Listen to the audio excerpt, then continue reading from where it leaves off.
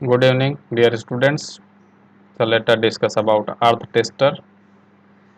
आज डिस्कस करेंगे अर्थ टेस्टर के बारे में। इससे हम अर्थ रेजिस्टेंस मेजर करते हैं।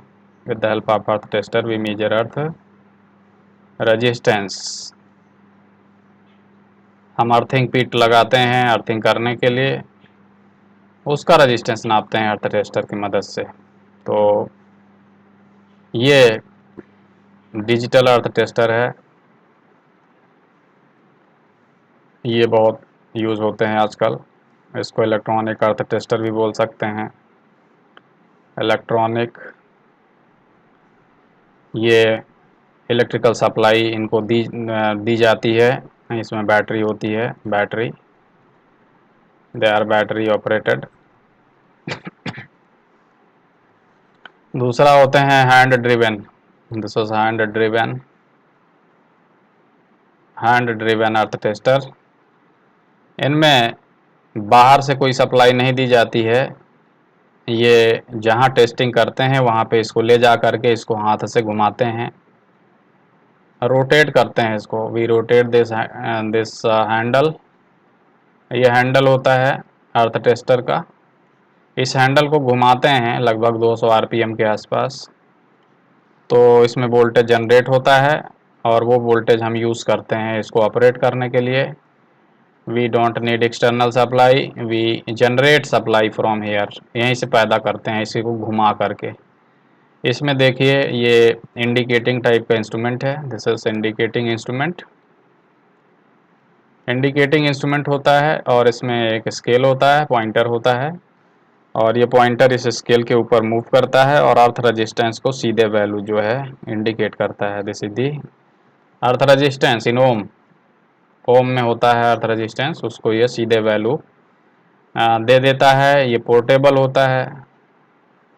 पोर्टेबल का मतलब है कि हम जहाँ साइट पे ऑपरेट करते हैं, इसको यूज़ करते हैं, उसको यहाँ से ले जाते हैं। बहुत हल्का होता है। इट इज़ नॉट वेरी बल्कि, it is not very heavy. Heavy नहीं होता है, ये हैवी नहीं होता है। इसको हम हाथ से उठा करके ले जाते हैं और यूज़ करते हैं, टेस्टिंग की जगह पे ले जाते हैं इसको। तो ये पोर्टेबल होता है। ये इंस्ट्रूमेंट देख लीजिए, अर्थ टेस्टर लिखा हुआ है। इसमें 3 टर्मिनल होते हैं। एक देखिए ये सी में करंट इलेक्ट्रोड होता है। दूसरा होता है पी, पोटेंशियल इलेक्ट्रोड। तीसरा ई होता है, इसको अर्थिंग इलेक्ट्रोड भी बोलते हैं। अर्थिंग जो पीठ होती है, अर्थिंग जो टर्मिनल होती है, उसके साथ इसी को जोड़ते हैं। इनके बारे में भी और हम डिटेल में बात करेंगे। ये पहले बहुत यूज होते थे, अभी भी यूज होते हैं, इन्हीं के बारे में हम बात करेंगे। लेकिन ये इनकी जगह ले रहे हैं धीरे धीरे डिजिटल अर्थ टेस्टर, बिकॉज इसमें हैंडल घुमाने की ज़रूरत नहीं है। इसमें जनरली 2 ऑपरेटर की ज़रूरत होती है, 2 लोगों की आवश्यकता होती है। एक पर्सन होता है जो टेस्टिंग करता है और दूसरा पर्सन होता है जो मेजरमेंट करता है। तो इसमें जनरली 2 आदमियों की, 2 ऑब्जर्वर्स की आवश्यकता होती है। तो आसानी से मेजरमेंट होता है। इसमें 2 की ज़रूरत नहीं है। इसमें एक ऑब्जर्वर पर्याप्त है। 1 observer is sufficient, because here we are not required to rotate. यहाँ कुछ घुमाने की ज़रूरत नहीं है, यहाँ इलेक्ट्रिकल सप्लाई ऑलरेडी है। जबकि यहाँ पे घुमाना पड़ता है, इसको हैंडल को घुमाने के बाद ही यहाँ वोल्टेज जनरेट होता है। उसी वोल्टेज को हम यूज़ करते हैं इसको अर्थ टेस्टर को चलाने के लिए। इसका जो मीटर है, इसका जो पॉइंटर है, उसको ऑपरेट करने के लिए। इसके बारे में भी और हम डिस्कस करेंगे। ये अर्थिंग क्या है आपको मालूम होगा। सभी इलेक्ट्रिकल इंस्ट्रूमेंट जो होते हैं उनकी, हम इलेक्ट्रिकल मशीन खास करके, ऑल द इलेक्ट्रिकल मशीन्स जो हैं दे आर अर्थड, उनको अर्थिंग कर देते हैं। सभी इलेक्ट्रिकल मशीन, चाहे वो जनरेटर हो, चाहे वो बड़ी मोटर हो, चाहे वो ट्रांसफार्मर हो, ये सभी को अर्थिंग कर देते हैं। स्विचेस, अधिकांश स्विचेस जो हैं अर्थिंग कर देते हैं। केबल का जो सीथिंग होती है, आर्मरिंग होती है, उसको हम अर्थ कर देते हैं। पीटी वगैरह, सीटी वगैरह जो है, प्रोटेक्टिव जो इंस्ट्रूमेंट्स लगे होते हैं, उनको हम अर्थ कर देते हैं। ये अर्थिंग क्यों करते हैं, इसके 2-3 रीज़न हैं मेनली। ये देखिए, इस ट्रांसफार्मर को अर्थिंग की गई है। ये अर्थिंग, ये ट्रांसफार्मर है, दिस इज ट्रांसफार्मर। ट्रांसफार्मर है, इसको अर्थिंग की गई है। देखिए यहाँ अर्थिंग रॉड जो है ज़मीन में गाड़ा गया है और ये ट्रांसफार्मर की बॉडी को ला करके यहाँ से तार से जोड़ दिया जाएगा इसके साथ में, तो ये अर्थिंग हो जाएगी इसकी बॉडी। तो अर्थिंग क्यों करते हैं? अर्थिंग करने के मैंने बताया 2-3 रीजन हैं। इलेक्ट्रिकल मशीन्स में जो इंसुलेशन होता है, अगर इंसुलेशन किसी वजह से इंसुलेशन फेल हो गया किसी कारण से, उसका बॉडी कॉन्टैक्ट में आ गया सप्लाई के, तो ये सप्लाई यहाँ आ जाएगी, बॉडी पे इसके आ जाएगी, मशीन के बॉडी पे आ जाती है सप्लाई, अगर इंसुलेशन फेल होता है तो ये बॉडी पे सप्लाई अगर रहेगी तो कोई व्यक्ति इसको टच करेगा तो उसको लगेगा इलेक्ट्रिकल शॉक। इलेक्ट्रिकल शॉक लगेगा और वो व्यक्ति की डेथ हो सकती है। तो इसलिए इसकी बॉडी पे अगर कोई आता है, लीकेज आता है, तो वो तुरंत जो है ग्राउंड में हो जाना चाहिए, अर्थिंग में चला जाना चाहिए नीचे ज़मीन में। तो जैसे ही ये लीकेज करंट अंदर जाएगी, करंट बढ़ेगी इधर, और इधर क्या करेगा, रिले उसको सेंस करेगा करंट, और वहाँ से वो सिग्नल दे देगा। सर्किट ब्रेकर इसमें लगे होते हैं, circuit breaker CB, circuit breaker को सिग्नल देगा और ये सप्लाई इसकी काट देगा, ट्रांसफार्मर की सप्लाई कट हो जाएगी, और ये ट्रांसफार्मर पे जो फॉल्ट आया है या जिसकी वजह से लीकेज हुआ है उसको आप दूर करके दोबारा ऑन करेंगे तो ये ऑपरेट करेगा। इसी तरह जनरेटर, केबल वगैरह या अन्य मशीनें जो हैं सभी अर्थिंग कर दी जाती है, जिससे कि प्रोटेक्शन होता है मशीन का भी, प्रोटेक्शन होता है इलेक्ट्रिकल शॉक से भी, प्रोटेक्शन होता है, किसी को इलेक्ट्रिकल शॉक लग सकता है। रिले वगैरह भी ऑपरेट करते हैं, जो सर्किट ब्रेकर्स वगैरह हैं वो भी ऑपरेट करते हैं वही करंट को सेंस करके। तो ये सब वजह हैं जिनकी वजह से हम अर्थिंग करते हैं, और अर्थिंग जो है प्रॉपर होनी चाहिए, तभी ये लीकेज करंट जो है पर्याप्त मात्रा में होगी। और वो अगर अर्थिंग अच्छी नहीं है तो लीकेज करंट जो होगी वो बहुत कम होगी, तो आपका जो सिस्टम है वो प्रोटेक्ट नहीं होगा। इसलिए अर्थिंग जो है प्रॉपर अर्थिंग होनी चाहिए, अर्थिंग शुड बी प्रॉपर। तो प्रॉपर अर्थिंग का मतलब है कि अर्थिंग रेजिस्टेंस जो है, it should be, earthing resistance जो है ये बहुत कम होना चाहिए, it should be very less. Ideally कितना होना चाहिए? आइडियली तो जीरो होना चाहिए, लेकिन जीरो होता नहीं है आइडियली प्रैक्टिकली। तो इसलिए हम क्या करते हैं कि ये रेजिस्टेंस जो अर्थिंग रेजिस्टेंस है इसको हम मिनिमम रखने का प्रयास करते हैं। We always try to keep this earthing resistance minimum. तो मिनिमम अर्थिंग रेजिस्टेंस कैसे होगा? तो अर्थिंग रेजिस्टेंस कुछ बातों पे डिपेंड करता है, वो आप जानते रहिए। पहला, इलेक्ट्रोड जो है हम यूज़ करते हैं उसके मटेरियल पे। इलेक्ट्रोड का मटेरियल क्या यूज किया गया है? गुड कंडक्टिंग मटेरियल यूज करना चाहिए जो इलेक्ट्रोड हम अर्थिंग के लिए यूज़ करते हैं। उसका जो शेप है, साइज है, उस पर भी डिपेंड करता है। तीसरा, डेप्थ पे डिपेंड करता है, कितना गहराई में अर्थिंग की गई है, कितना अंदर गाड़ा गया है अर्थिंग रॉड को, उस पर भी डिपेंड करता है। इसके अलावा इस पर भी डिपेंड करता है सॉइल मतलब यहाँ जो धरती है, पृथ्वी है, मिट्टी का जो प्रकार है उस पर भी डिपेंड करता है, मिट्टी का प्रकार क्या है। कुछ मिट्टियाँ होती हैं उसमें कंडक्टिंग क्वालिटी ज़्यादा होती है, उस पर भी अर्थिंग डिपेंड करती है। कुछ मिट्टियाँ में कंडक्टिंग प्रॉपर्टी कम होती है। इसके अलावा अर्थिंग मॉइस्चर पे भी डिपेंड करता है कि मॉइस्चर है अर्थ में कि नहीं है। अर्थ अगर जो है सूखी है, ड्राई है, तो उसमें अर्थिंग प्रॉपर नहीं होगी, और अर्थ अगर मॉइस्चराइज्ड है, उसमें नमी है पर्याप्त, तो बेटर अर्थिंग होगी। तो ये सारी बातें हैं जिन पे अर्थिंग डिपेंड करती है, और इन्वायरमेंट उस पर भी डिपेंड करती है, सीजन पे भी। जैसे इंडियन कॉन्टेक्स्ट में गर्मी में, समर में अर्थिंग थोड़ा सा कमज़ोर हो जाती है, वीक हो जाती है, क्योंकि यहाँ मॉइस्चर कम होता है। विंटर में और ज़्यादातर उसमें रेनी सीजन में तो ये बहुत ही अच्छी हो जाती है earthing, because there is moisture moisture होता है इसमें, तो बेहतर अर्थिंग होती है। बट इन सभी के बावजूद we should always try to keep good earthing, proper earthing, जिससे कि हमारा जो अर्थिंग का ऑब्जेक्टिव है वो अचीव हो। जितनी अच्छी अर्थिंग रहेगी उतना ही अर्थिंग का ऑब्जेक्टिव अचीव होगा। तो इसलिए हम मेजर करते रहना चाहिए कि अर्थिंग जो की गई है उसका रजिस्टेंस कम है कि ज़्यादा है। तो जिससे हम मेजर करते हैं अर्थिंग का रजिस्टेंस, उसको बोलते हैं अर्थ टेस्टर। देख लीजिए अर्थ टेस्टर, ये बहुत प्रकार के होते हैं। ये हैंड ड्रिवन अर्थ टेस्टर है जिसके बारे में अभी हम बात करने वाले हैं। इसमें ये स्केल होता है, इसी पे पॉइंटर मूव करता है और वो पॉइंटर सीधे वैल्यू को इंडिकेट करता है, अर्थ रेजिस्टेंस ज़्यादा है या कम है। ये इसको बोलते हैं हैंड ड्रिवन अर्थ टेस्टर। ये हैंड ड्रिवन होता है, मैनुअल होता है, इसमें कोई बाहर से सप्लाई की ज़रूरत नहीं पड़ती है। ये ऐसे भी होते हैं, इस तरह के भी। देखिए इसमें ये जो हैंडल लगे हैं, इन्हीं से हम इसको पकड़ के एक स्थान से दूसरे स्थान तक ले जाते हैं। यहाँ पे देखिए स्केल, इसमें पॉइंटर, ये स्केल पॉइंटर, इसी पे स्केल के ऊपर ये पॉइंटर मूव करेगा। इसके जो टर्मिनल्स हैं लिखे हुए हैं। ये हैंडल है, दिस इज हैंडल। हैंडल जो है उसको ऑपरेट करेंगे, घुमाएंगे तो ये ऑपरेट करेगा। ये देख लीजिए, ये यहाँ मूव करेगा, ये हैंडल है, दिस इज हैंडल को मूव करेंगे, घुमाएंगे तो ये जनरेट करेगा वोल्टेज। उसी वोल्टेज को यूज़ करते हैं इसको हम ऑपरेट करने के लिए।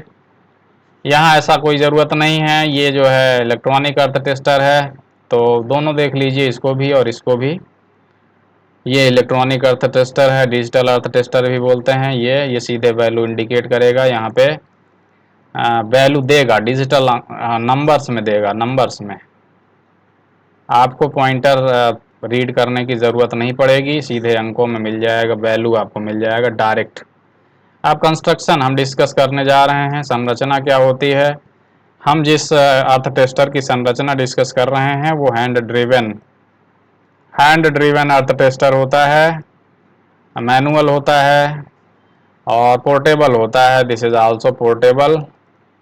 पोर्टेबल होता है, पोर्टेबल का मतलब हम बता चुके हैं कि टेस्टिंग साइट पे हम इसको ले जा सकते हैं। और हल्का होता है, इट इज़ नॉट वेरी बल्कि, बहुत वज़नदार नहीं होता है, इसलिए इसको आप जहाँ टेस्ट कर रहे हैं वहाँ पर ले जा सकते हैं। तो इसके डिफरेंट पार्ट्स को आप समझ लीजिए। देखिए हमने बताया अभी थोड़ी देर पहले, इसमें ई टर्मिनल होता है, कहाँ है ये ई है। पी टर्मिनल होता है, ये कहाँ है, पी यहाँ है। इसको ज़मीन में गाड़ देते हैं, उसके साथ में जोड़ देते हैं। सी टर्मिनल देखिए ये है और इसमें सी यहाँ है। तो ये जो है तीन जो इलेक्ट्रोड हैं, ई इलेक्ट्रोड, यहाँ पे ये अर्थिंग इलेक्ट्रोड है, अर्थिंग रॉड है, इसके साथ में हम ले जाके जोड़ेंगे इसको। और दूसरा है ये पी इसको एक इलेक्ट्रोड यहाँ पे लगेगा, इसको बोलते हैं प्रेशर इलेक्ट्रोड, पोटेंशियल इलेक्ट्रोड।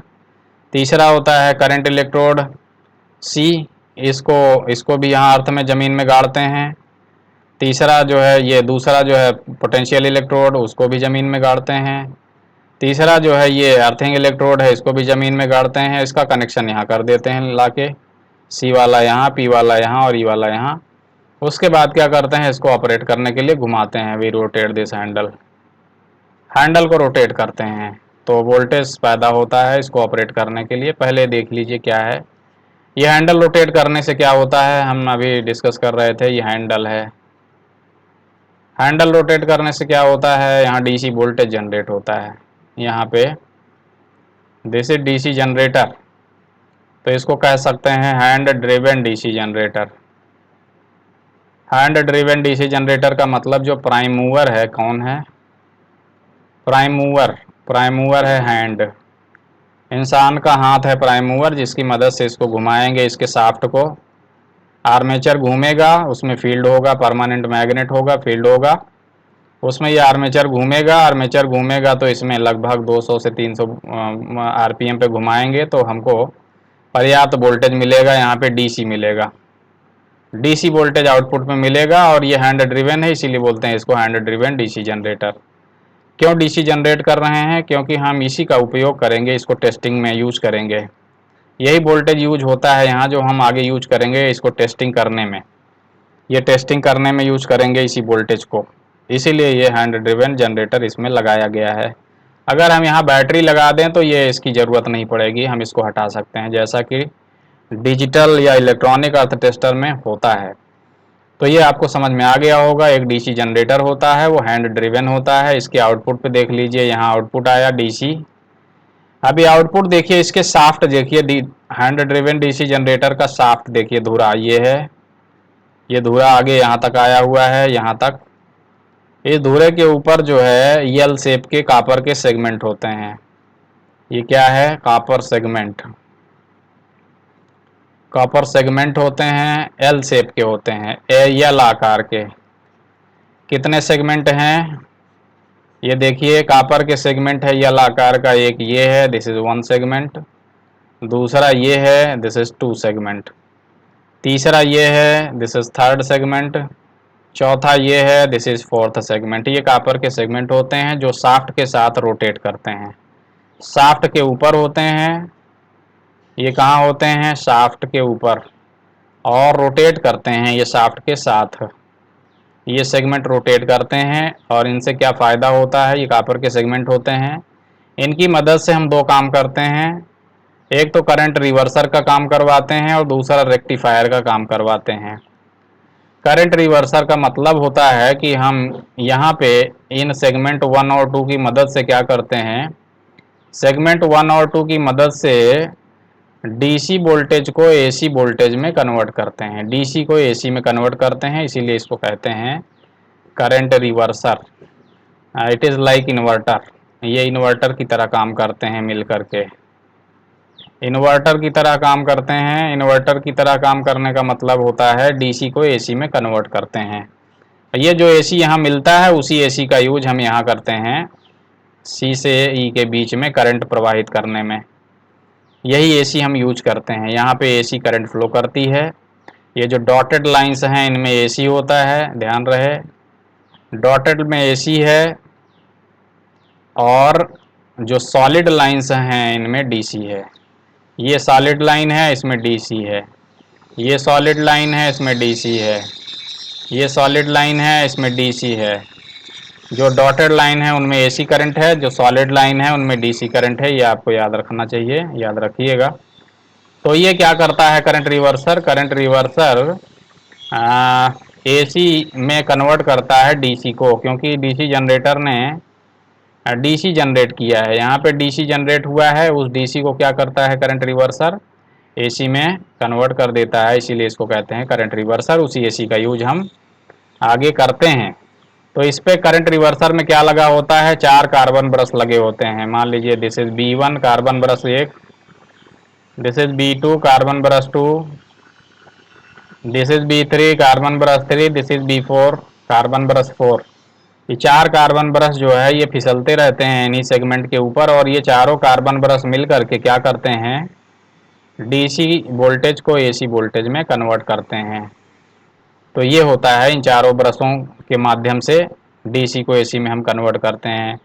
इसमें से देखिए ये जो कार्बन ब्रश है B1, ये केवल इस सेगमेंट पे फिसलता रहता है, ये चेंज नहीं होता है।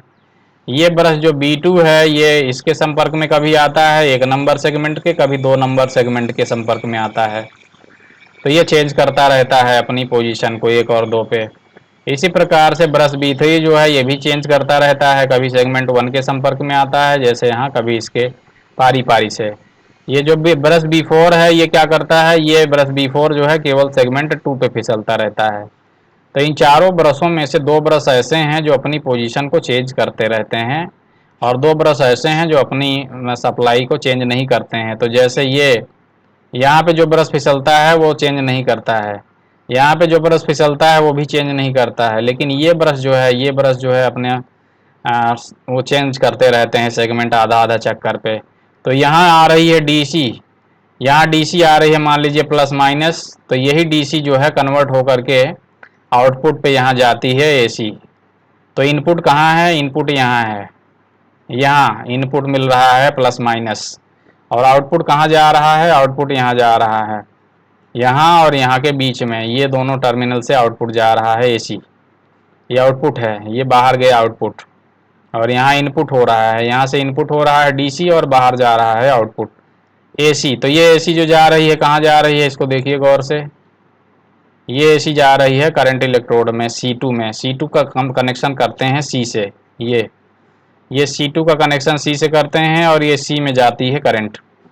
इसके बाद देखिए ये करंट बहते हुए अर्थ के अंदर से बहेगी, अर्थिंग जो हमने किया है, अर्थ के अंदर से ये करंट बहते बहते जाएगी अर्थिंग इलेक्ट्रोड के अंदर से बहेगी और उसके बाद यहाँ से निकलेगी, यहाँ से जाएगी, यहाँ C1 और P1 को आपस में जोड़ देते हैं।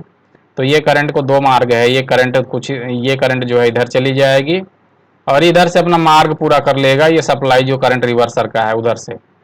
तो ये जो है AC का मार्ग ये है डॉटेड लाइन। तो यहाँ से इनपुट दिया हमने DC करंट रिवर्सर में और वो AC में कन्वर्ट हो गया और वो अप्लाई कहाँ हो गया, E और C के बीच में। E इलेक्ट्रोड और C इलेक्ट्रोड के बीच में वही करंट जो है हम फ्लो कराते हैं, AC करंट फ्लो कराते हैं इन दोनों के बीच में।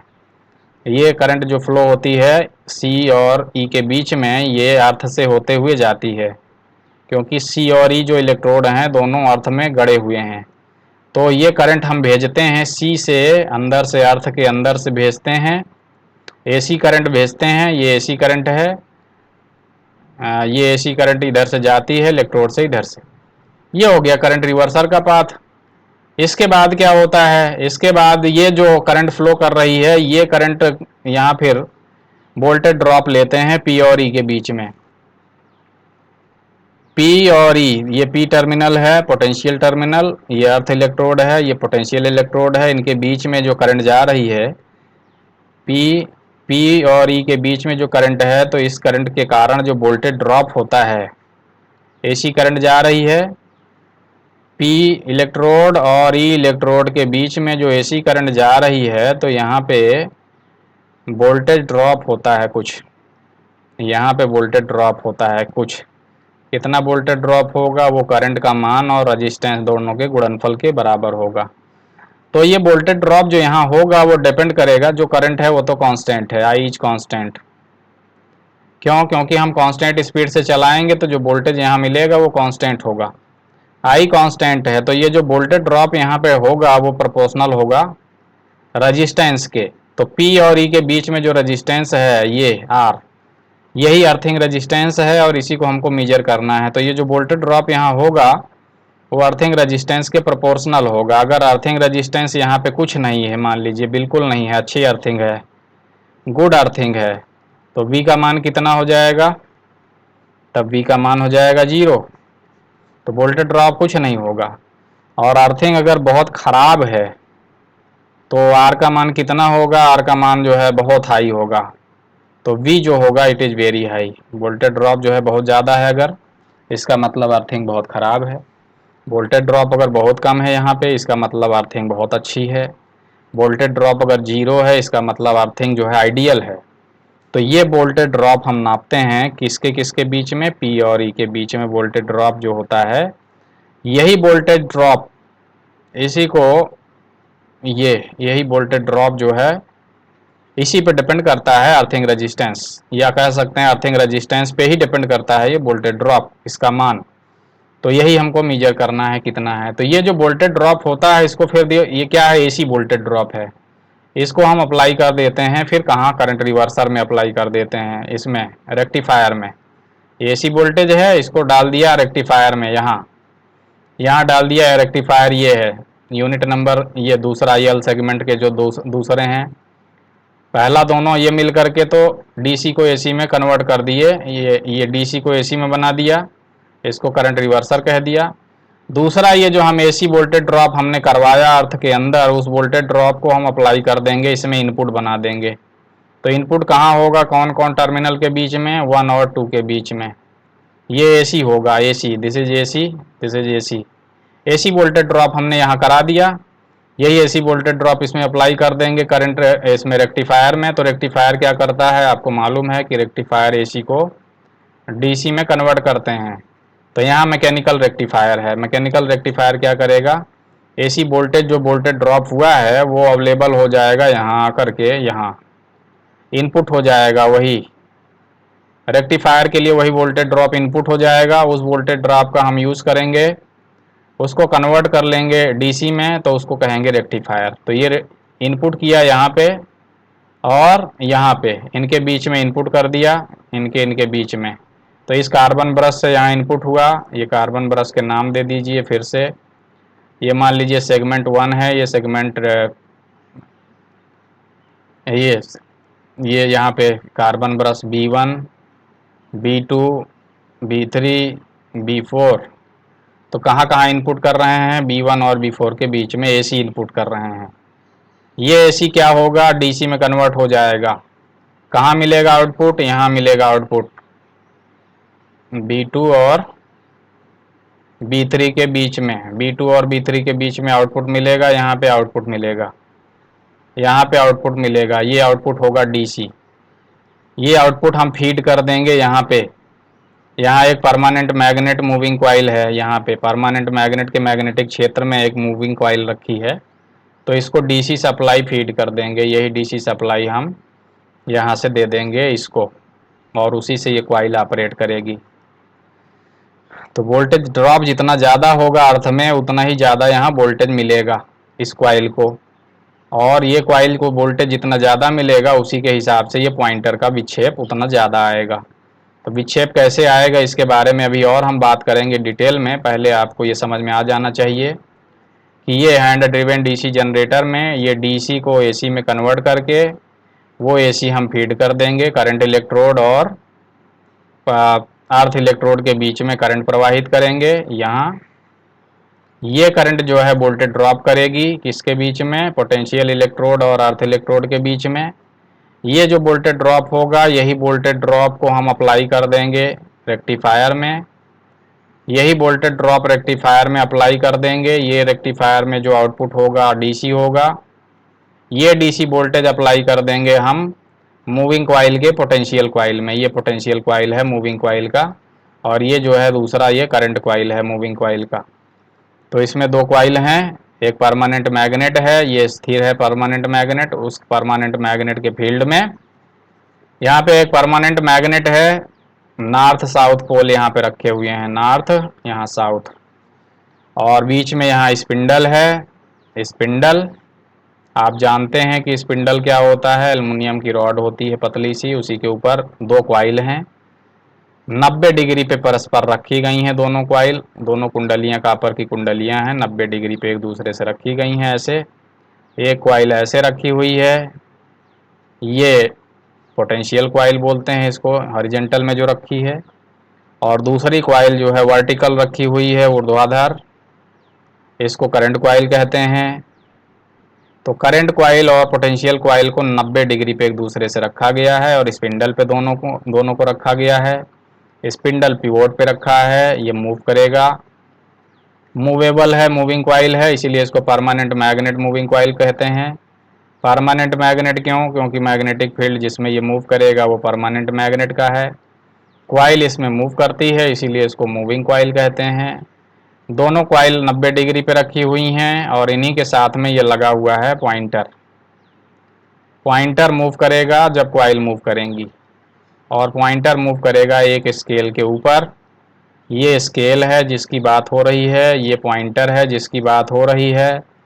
पॉइंटर कहाँ होता है, यहाँ होता है, मूविंग कॉइल के साथ में जुड़ा होता है। दो मूविंग कॉइल हैं परस्पर लंबवत 90 डिग्री पर रखी हैं। स्केल कहाँ है, स्केल यहाँ है, इसी स्केल के ऊपर ये मूविंग कॉइल जो है, इसके कारण पॉइंटर मूव करेगा इसी स्केल के ऊपर, और इसी स्केल पे वैल्यूज लिखी हुई हैं 0, 10, 20, 30, 40, 50, 60, इस तरह से ये वैल्यूज लिखी हुई हैं स्केल के ऊपर, वहीं पे ये मूव करेगा कॉइल के कारण पॉइंटर। तो देखिए इसको कॉइल को सप्लाई कहाँ से मिल रही है, देखिए इस कॉइल को, करंट कॉइल जो हमने बोला इसको सप्लाई तो डायरेक्ट मिल रही है यहाँ से,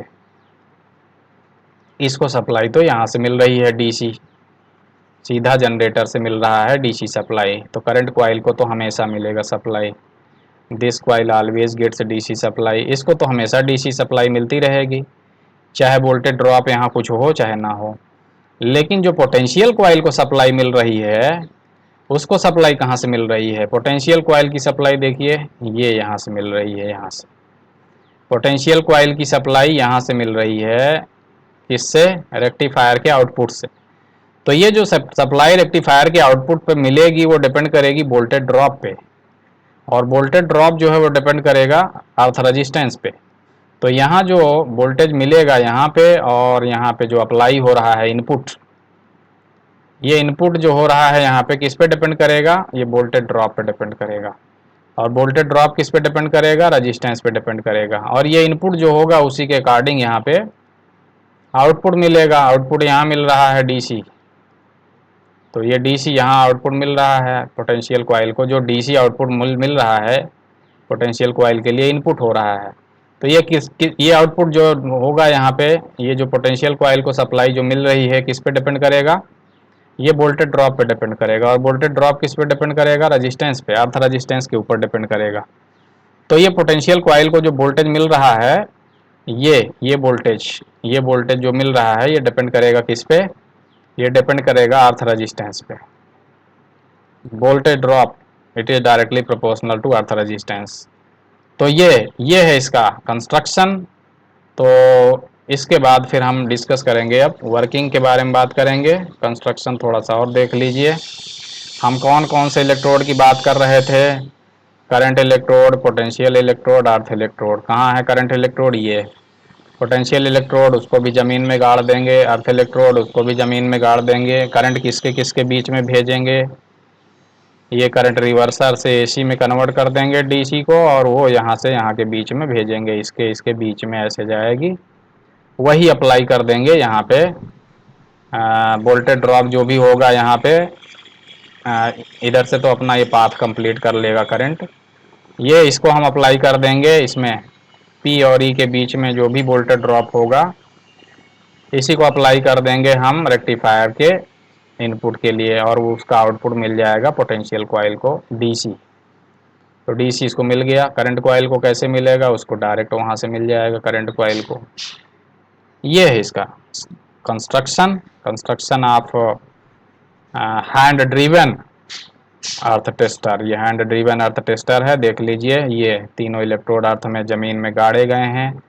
ये अर्थ इलेक्ट्रोड है, ये करंट इलेक्ट्रोड है, ये पोटेंशियल इलेक्ट्रोड है। यहाँ से इसके बीच में करंट भेजेंगे, और जो वोल्टेज ड्रॉप यहाँ होगा, यहाँ पे इसके बीच में वोल्टेज ड्रॉप जो होगा वो आई आर के बराबर होगा, और आई कांस्टेंट है तो वोल्टेज ड्रॉप किसके प्रोपोर्शनल होगा, आर के। अगर कोई रेजिस्टेंस नहीं है तो वोल्टेज ड्रॉप जीरो होगा, then voltage drop is zero.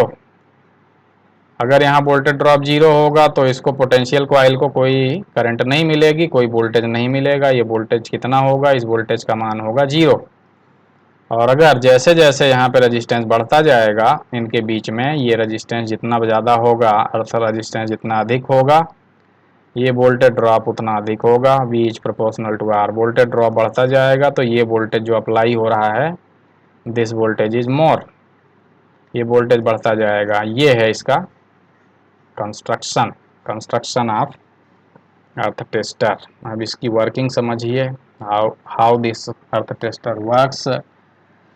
हमने अभी डिस्कस किया, हमने बताया कि तीनों इलेक्ट्रोड को पहले तो देख लीजिए, P2 को ला करके किसमें जोड़ देंगे, P में, C2 को ला करके जोड़ देंगे C में, C1 और P1 को आपस में जोड़ देते हैं। यहाँ एक करंट लिमिटिंग रजिस्टर लगा देते हैं कि करंट बहुत ज़्यादा न बढ़ चली जाए, करंट का मान बहुत ज़्यादा ना हो जाए, इसलिए करंट लिमिटिंग रजिस्टर लगा देते हैं। ये अर्थिंग इलेक्ट्रोड है जिसको हमने ज़मीन में गाड़ा हुआ है, इसी के चारों तरफ रेजिस्टेंस चेक करना है। ये पोटेंशियल इलेक्ट्रोड है, ये करंट इलेक्ट्रोड है।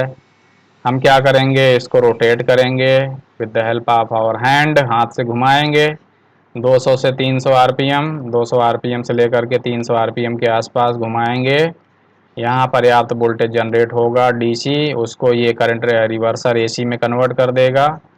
यहाँ ये एसी जो आएगा, एसी को हम फीड कर देंगे करंट इलेक्ट्रोड से लेकर के, इधर से ये करंट जाएगी, ये बहते बहते करंट, एसी करंट बहते बहते जाएगी अर्थ इलेक्ट्रोड से होते हुए, इधर से अपना मार्ग पूरा करेगी, उसी को हम अप्लाई कर देंगे यहाँ, और पोटेंशियल इलेक्ट्रोड के बीच में ये अप्लाई कर देंगे। तो जो वोल्टेज ड्रॉप यहाँ पे हमने बताया होगा वो डिपेंड करेगा अर्थिंग रेजिस्टेंस के ऊपर। यहाँ इस वोल्टेज ड्रॉप अर्थिंग रेजिस्टेंस के ऊपर डिपेंड करेगा। V is equal to I R, I is constant, so V is directly proportional to R। अब कोई अर्थिंग रेजिस्टेंस अगर नहीं होगा तो रेजिस्टेंस वोल्टेज ड्रॉप जीरो होगा, और अर्थिंग रेजिस्टेंस ज़्यादा होगा तो वोल्टेज ड्रॉप भी ज़्यादा होगा। तो ये हम सप्लाई का जो पाथ हम दिए हैं ये है।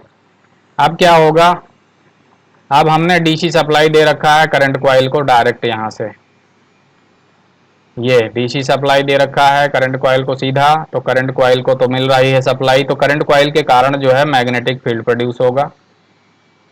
करंट कॉइल के कारण मैग्नेटिक फील्ड कैसा प्रोड्यूस होगा, करंट कॉइल की एक्सिस कैसे है, ऐसे है, ऐसे। करंट कॉइल की कारण मैग्नेटिक फील्ड कैसा प्रोड्यूस होगा, अपनी अक्ष में प्रोड्यूस होगा। तो यहाँ नॉर्थ है, यहाँ साउथ है, तो करंट कॉइल के कारण जो करंट बहेगी इसमें, उसका साउथ इधर बनेगा, नॉर्थ इधर बनेगा, तो ये फील्ड अलाइन हो जाएंगे इस दिशा में। तो करंट कॉइल ऐसे जब रहेगी, ऐसे इस दिशा में रहेगी जब करंट कॉइल, तो इस समय पॉइंटर इंडिकेट करेगा जो वैल्यू, वो होगा जीरो वैल्यू। इस समय पोटेंशियल कॉइल में कोई करंट नहीं बह रही है मान लीजिए। अब हम इसको ऑपरेट करेंगे, इसको चलाएंगे तो क्या होगा, ये अप्लाई हो जाएगा करंट कॉइल में, करंट बहने लगेगी इस तरह से, और ये इसका मैग्नेटिक फील्ड कैसा बनेगा, साउथ इधर बनेगा, नॉर्थ इधर। तो ये करंट कॉइल का बन गया मैग्नेटिक फील्ड। करंट कॉइल कैसे रखी हुई है, ऐसे। तो करंट कॉइल के कारण जो फील्ड पैदा होगा उसका साउथ इधर होगा, उसका नॉर्थ इधर होगा। ये आप पोटेंशियल कॉइल में देखिए, यहाँ पे जो वोल्टेज ड्रॉप हो रहा है हमने बताया, ये अप्लाई हो जाएगा यहाँ पे, ये अप्लाई हो गया यहाँ पे रेक्टिफायर में, और ये वोल्टेज जो रेक्टिफायर उसको डीसी में कन्वर्ट कर देगा, वो डीसी वोल्टेज अप्लाई हो जाएगा पोटेंशियल कॉइल में। तो पोटेंशियल कॉइल के कारण फील्ड कैसा बनेगा, पोटेंशियल कॉइल के कारण जो फील्ड बनेगा ऐसा बनेगा इस दिशा में, उसकी अक्ष ऐसी जैसी अक्ष है ऐसे बनेगा, ऊपर बनेगा नॉर्थ और नीचे बनेगा साउथ। ऐसे करंट की डायरेक्शन करेंगे कि ऊपर नॉर्थ बने, नीचे साउथ बने। अब अगर यहाँ पे कोई वोल्टेज ड्रॉप नहीं है, मान लीजिए आइडियल है, एकदम अर्थिंग प्रॉपर है, if earthing is proper, earthing is good, earthing is ideal, तो यहाँ पे वोल्टेज ड्रॉप कितना होगा, यहाँ पे वोल्टेज ड्रॉप होगा जीरो, और जीरो वोल्टेज ड्रॉप होगा तो यहाँ वोल्टेज कितना मिलेगा, जीरो। यहाँ वोल्टेज कितना होगा, जीरो। तो ये रेक्टिफायर के आउटपुट पे जो वोल्टेज मिलेगा, यहाँ पे रेक्टिफायर के आउटपुट पे जो वोल्टेज मिलेगा कितना मिलेगा, जीरो। क्यों, क्योंकि कोई वोल्टेज ड्रॉप ही नहीं है। तो जीरो वोल्टेज मिलेगा तो पोटेंशियल कॉइल के कारण जो फील्ड होगा नहीं पैदा होगा, यहाँ पे कोई फील्ड नहीं पैदा होगा क्योंकि पोटेंशियल कॉइल की करंट ही जीरो है। तो फील्ड किसका पैदा होगा, फील्ड करंट कॉइल का पैदा होगा, क्योंकि करंट कॉइल में जो करंट है वो डिपेंड नहीं करेगी वोल्टेज ड्रॉप पे, वो तो उतना ही रहेगी। तो उसका साउथ पोल इधर रहेगा, नॉर्थ इधर रहेगा, इस तरह से इस दिशा में रहेगा। तो पॉइंटर इंडिकेट करेगा क्या, पॉइंटर इंडिकेट करेगा जीरो वैल्यू, इस समय जीरो वैल्यू को इंडिकेट करेगा पॉइंटर। अगर मान लीजिए ये वोल्टेज ड्रॉप जीरो है तब ऐसा होगा, यानी रेजिस्टेंस जीरो है तब होगा, पोटेंशियल ड्रॉप जीरो है तब होगा, अर्थिंग अच्छी है तो होगा, अर्थिंग आइडियल है तो ऐसा होगा। लेकिन अगर अर्थिंग आइडियल नहीं है, मान लीजिए यहाँ वोल्टेज ड्रॉप हो रहा है, यहाँ रेजिस्टेंस हो रहा है, कुछ कुछ रेजिस्टेंस होगा तो वोल्टेज ड्रॉप होगा, V is proportional to R। अब वोल्टेज ड्रॉप जो होगा तो यहाँ जीरो नहीं होगा वोल्टेज, फिर अप्लाई हो जाएगा यहाँ पे। रेक्टिफायर में भी वोल्टेज मिलेगा, फिर यहाँ पे भी इनपुट मिलेगा, वोल्टेज मिलेगा, मान लीजिए 10 वोल्ट मिला, ये वोल्टेज यहाँ डीसी में कन्वर्ट हो जाएगा आउटपुट। तो ये आउटपुट के पे अब क्या होगा, दो फील्ड बनेंगे, ये करंट कॉइल का फील्ड है नॉर्थ साउथ नॉर्थ, ऐसे पोटेंशियल कॉइल का फील्ड बनेगा नॉर्थ और इधर साउथ, पोटेंशियल कॉइल का भी बनेगा फील्ड। क्यों, क्योंकि पोटेंशियल कॉइल में भी अब वोल्टेज आ रहा है, क्यों, क्योंकि वोल्टेज ड्रॉप यहाँ हो रहा है। वोल्टेज ड्रॉप क्यों हो रहा है, रेजिस्टेंस के कारण हो रहा है, अर्थिंग में रेजिस्टेंस आ रहा है इसलिए। ये 10 वोल्ट अप्लाई होगा तो ये भी पोल यहाँ पैदा होगा नॉर्थ साउथ, तो ये नॉर्थ जो है इसको रिपेल करेगा दूर जाने के लिए कुछ इधर, ये साउथ इसको रिपेल करेगा दूर जाने के लिए, या कह सकते हैं ये नॉर्थ अट्रैक्ट करेगा इसको, ये साउथ अट्रैक्ट करेगा इसको, ये नॉर्थ रिपेल करेगा, ये साउथ अट्रैक्ट करेगा, ये साउथ जो है रिपेल करेगा, ये नॉर्थ अट्रैक्ट करेगा। तो ये पोटेंशियल कॉइल पे किधर को बल लग रहा है, पोटेंशियल कॉइल पे बल लग रहा है इस दिशा में, एंटी क्लॉकवाइज, एंटी क्लॉकवाइज। यहाँ पे कौन सा पोल है, नॉर्थ, यहाँ साउथ। तो पोटेंशियल कॉइल थोड़ा सा मूव करेगी इस दिशा में, मूव करेगी इस दिशा में, तो पॉइंटर भागेगा इधर और इंडिकेट कर देगा 10 ओम। इस तरह से आप रेजिस्टेंस मेजर कर लेंगे। और वोल्टेज ड्रॉप ज़्यादा होगा अगर अर्थिंग रेजिस्टेंस और अधिक है, अर्थिंग रेजिस्टेंस और अधिक होगा तो वोल्टेज ड्रॉप हो जाएगा, मान लीजिए 20 वोल्ट, 20 वोल्ट हो जाएगा। तो ये जो पोल है और तगड़ा होगा, पोटेंशियल कॉइल का पोल और स्ट्रांग होगा, ये नॉर्थ पोल, ये साउथ पोल और स्ट्रांग होगा, और स्ट्रांग होगा तो रिपल्सन ज़्यादा होगा, तो ये और दूर तक जाएगा इधर, ये और इधर ज़्यादा जाएगा, तो पॉइंटर भी और आगे तक जाएगा फिर 20 ओम तक। अगर और ज़्यादा अर्थिंग रेजिस्टेंस है, मान लीजिए अर्थिंग रेजिस्टेंस है 100 ओम, ये वोल्टेज ड्रॉप मान लीजिए 100 वोल्ट हो रहा है, 100 वोल्ट, 100 वोल्ट हो रहा है तो वोल्टेज ड्रॉप ज़्यादा होगा, तो ये वोल्टेज ड्रॉप अप्लाई होगा यहाँ ज़्यादा, यहाँ पे मिलेगा आप 100 वोल्ट। जैसे जैसे ये वोल्टेज बढ़ेगा वैसे वैसे ये जो पोल पोटेंशियल कॉइल का पैदा हो रहा है, पोटेंशियल कॉइल का पोल जो है उसका स्ट्रेंथ बढ़ेगा। पोटेंशियल कॉइल का जो पोल है उसका स्ट्रेंथ बढ़ेगा तो ये जो फोर्स है रिपल्सन का ज़्यादा लगेगा, ये फोर्स है ज़्यादा लगेगा, पोटेंशियल कॉइल ज़्यादा दूर तक जाएगी। करंट कॉइल में तो उतना ही फोर्स है जितना पहले है, क्योंकि इसकी करंट कांस्टेंट है, लेकिन करंट कॉइल की करंट जो है कांस्टेंट है, इसलिए इसका फील्ड उतना ही स्ट्रांग है। लेकिन पोटेंशियल कॉइल का जो फील्ड है वो डिपेंड कर रहा है इस वोल्टेज पे, ये वोल्टेज डिपेंड कर रहा है रेजिस्टेंस पे। तो जैसे जैसे रेजिस्टेंस बढ़ेगा वैसे वैसे वोल्टेज बढ़ेगा, जैसे जैसे वोल्टेज बढ़ेगा वैसे वैसे नॉर्थ साउथ के पोल स्ट्रेंथ बढ़ेंगे, और जैसे जैसे नॉर्थ साउथ के पोल स्ट्रेंथ बढ़ेंगे वैसे वैसे इस नॉर्थ पे इसका रिपल्सन और इसका अट्रैक्शन उतना बढ़ेगा, इस पे जो है इस साउथ का रिपल्सन और इस नॉर्थ का अट्रैक्शन उतना बढ़ेगा। इस तरह से ये पॉइंटर उतना ही ज़्यादा दूर तक जाएगा जितना ज़्यादा अर्थ रेजिस्टेंस होगा, और इस तरह से ये वैल्यू इंडिकेट कर देगा। जो भी रेजिस्टेंस होगा इसके अकॉर्डिंग यहाँ वोल्टेज ड्रॉप होगा, और ये जो वोल्टेज ड्रॉप होगा वो उसके अकॉर्डिंग यहाँ अप्लाई होगा, और ये जो अप्लाई होगा उसी के अकॉर्डिंग पोटेंशियल ड्रॉप जो है यहाँ पोटेंशियल कॉइल को वोल्टेज मिलेगा, और पोटेंशियल कॉइल को जितना ज़्यादा वोल्टेज मिलेगा उतना ही ज़्यादा दूर तक ये पॉइंटर जाएगा, क्योंकि इसका जो पोल होगा उतना ही स्ट्रांग होता जाएगा नॉर्थ साउथ।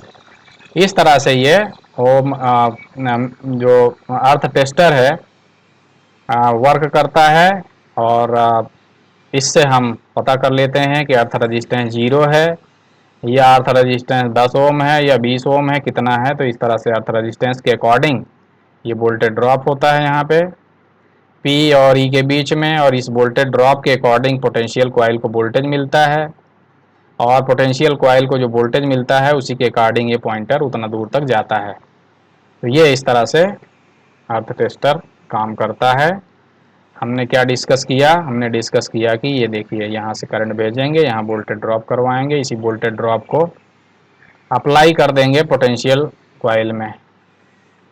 पोटेंशियल कॉइल जो है इसी वोल्टेज ड्रॉप के अकॉर्डिंग वोल्टेज प्राप्त करेगी, और उसका पोल जो है उतना ही शक्तिशाली होगा जितनी कि इसमें करंट होगी, और इसमें जो करंट होगी वो वोल्टेज पर डिपेंड करेगी, और जो वोल्टेज होगा वो रेजिस्टेंस पे डिपेंड करेगा। तो जितना ज़्यादा अर्थ रेजिस्टेंस उतना ज़्यादा यहाँ पे करंट, उतना ज़्यादा इसमें वोल्टेज ड्रॉप, उतना ज़्यादा इसमें ये फोर्स लगेगा, उतना दूर तक पॉइंटर जाएगा। इस तरह से हम इसको घुमाएंगे तो ये करंट यहाँ से आएगी, इसमें से वोल्टेज ड्रॉप करेगी, वही अप्लाई करके हम उसी को अप्लाई कर देंगे पोटेंशियल कॉइल में, जबकि करंट कॉइल में डीसी करंट है उसका मान उतना ही रहेगा हमेशा, वो सीधे आ रही है यहाँ से, इसलिए वो अर्थ रेजिस्टेंस पे डिपेंड ही नहीं करेगी। लेकिन जो पोटेंशियल कॉइल में आ रही है करंट वो अर्थ रेजिस्टेंस के ड्रॉप से ही आ रही है, और उसी के अकॉर्डिंग ये दूरी तक पॉइंटर जाएगा, और वो हम रेजिस्टेंस यहाँ सीधे मीजर कर लेंगे डायरेक्ट स्केल के ऊपर। इस तरह से अर्थ टेस्टर वर्क करता है। ये डिजिटल अर्थ टेस्टर है, देख लीजिए, इसमें घुमाने की ज़रूरत नहीं पड़ेगी।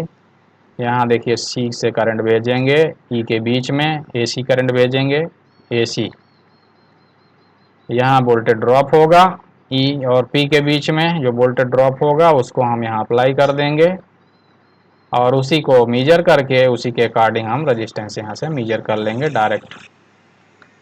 ये है अर्थ टेस्टर, दिस इज डिजिटल और इलेक्ट्रॉनिक अर्थ टेस्टर। तो हमने जो डिस्कस किया अभी वो डिजिटल नहीं था, वो मैनुअल था, हैंड ड्रिवन था। ये काफ़ी यूज होता है इंडस्ट्रीज़ में अर्थिंग रेजिस्टेंस वगैरह चेक करने में। So thank you for watching this video. Thank you so much.